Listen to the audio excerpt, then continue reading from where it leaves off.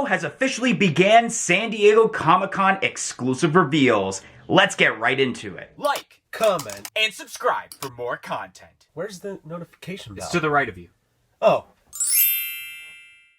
What's up, guys? It's DK Wrestler here, and in today's video, I'm going to be discussing about Day 1 reveals for San Diego Comic-Con 2022 exclusives. Now, it was a little bit surprising to me to see SDCC exclusives actually be announced in the middle of June like it used to be, unlike the last few years when it was either the end of June or early July. And overall for Day 1, it actually wasn't that bad of a day compared to a lot of Day 1 reveals for Comic-Con or certain event exclusives. Which, kicking off the Day 1 reveals, we have ourselves brand new SDCC toucan pops for the Ad Icons lineup. One will be wearing a pirate outfit and the other will be playing a guitar. I actually really enjoy these toucan pops. The ones we've gotten the last couple of years, like the ones in the astronaut outfits and the one wearing the t-shirt, those are meh, but these are really awesome, especially the one playing the guitar. I think that one is probably my favorite SDCC toucan that they have made thus far. I don't know if anything, in my opinion, will top this off. I really love how he's playing the guitar, and then you have the cube that has the SDCC logo that essentially is acting like an amp. These are some cool pops, and most likely, probably both of these will be shared to the Funko shop,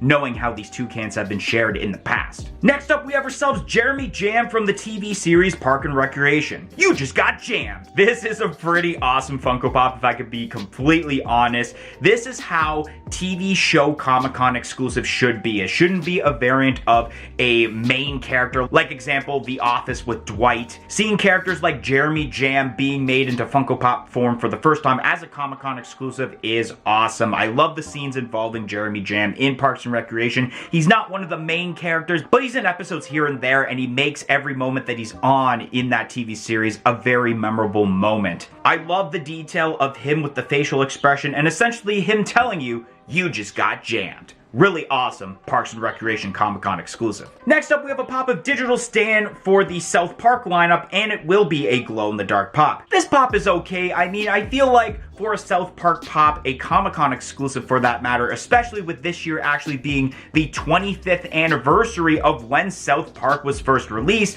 I feel like they could have made either a brand new character or something really obscure. This one is okay though. I like the idea of it being glow-in-the-dark because of the outfit that Stan is wearing here, but because it is blue, I don't know how great the glow is actually going to turn out, because in previous videos we have mentioned a bunch of times that blue isn't always the greatest glow unless you really charge it up with like a big size black light. Next up, we have ourselves Hugsy the Penguin from the TV series Friends. Now, I actually have no idea who this is because I've only seen one season of the TV series of Friends and I wasn't really a fan of it, so I didn't end up watching the rest of the series. However, I can only assume that this is a pretty cool pop because it is not a repeat of, let's say, Rachel or Joey or some of the other characters that are very popular. It is something very obscure and new, just like how I mentioned about Jeremy Jam in a way and how it's very new and different. And the overall detail is pretty cool. I'm gonna assume that this is part of like a winter or Christmas episode just because of the penguin wearing kind of those goggles and a Santa Claus hat, meaning that it's supposed to be taking place in the winter season. My co-host MD Shady is a big fan of the Friends series, and I'm sure that when we discuss about these pops on our weekly podcast, that essentially he'll probably go into more explanation about this character and his importance or her importance, I don't exactly know the gender, of their involvement in the series of Friends. Next up, we have a pop of Peacemaker holding up the peace sign from the DC series from HBO Max, The Peacemaker. Now, first of all, I have not seen the Peacemaker series yet, and it's not because I'm not interested in the series, it's the fact that I got a very busy life ahead of me, especially, you know, running this YouTube channel 5 days a week. That kind of takes up a lot of my time, and I barely have a little bit of free time. But don't worry, I'm gonna eventually get to it soon. For this pop, at least, I have not seen the hype as terms to the social media comments, but I have this weird feeling that not a lot of people are going to like this. And I totally agree, because all it is just another Peacemaker pop, just this time it has a different hand gesture with the peace sign. I mean, the WonderCon exclusive we got earlier in the year with the shield was really cool. We had the one with Eagly the Eagle, which was pretty decent, but this is kind of a downgrade in my opinion, at least that's what I feel like it would be compared to the other Peacemaker pops we have had. So I mean, they could have possibly made a different character that they haven't done yet. This is an example of what I mean by Comic-Con exclusives that shouldn't be Comic-Con exclusives because it's just a repeat of characters they've already done in Funko Pop form. Next up, we have ourselves a supersized pop of the Young He doll from the Netflix series Squid Game. Ladies and gentlemen, I am a genius. And the reason I'm saying that is because during our predictions video a couple of weeks ago, I did predict that there would be a Young He doll for a Funko Pop because of Funko being at a licensing expo and having a statue during their setup. And if anyone was wondering, no, I did not look at any dirt sheet pages because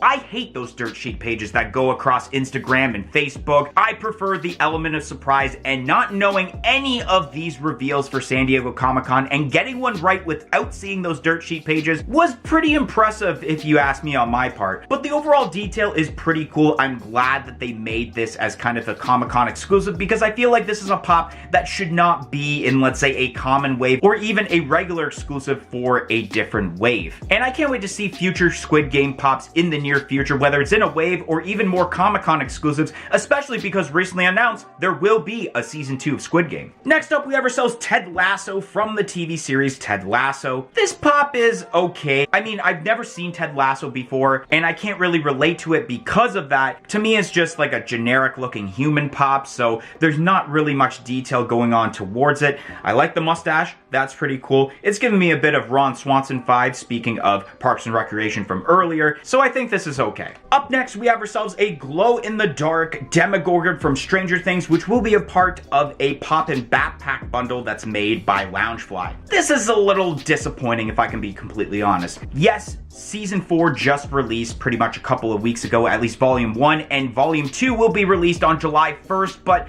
when thinking about Stranger Things pops, especially for Comic-Con, this is an example of what I did want to see.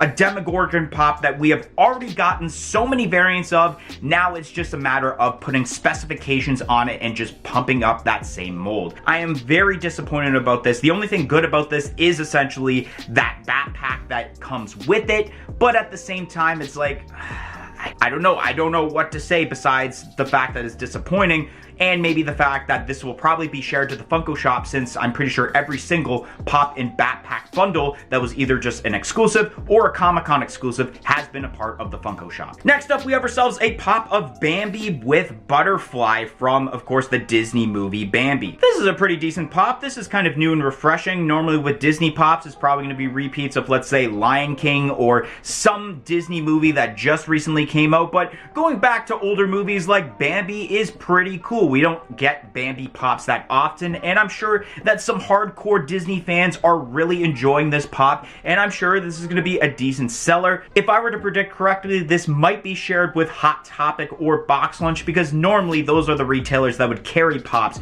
from Disney. And last but not least, at least as of the filming of this video, is a first appearance Supersonic from Sonic the Hedgehog, which will be a glow-in-the-dark pop. Now, this literally just got announced as I was starting the recording of this video, and this is actually a pretty cool pop, to be honest. I like the pose that it's involved with and how it's in more of a flying pose there as he's ready to get in that super form. It definitely makes sense that they announced this because of...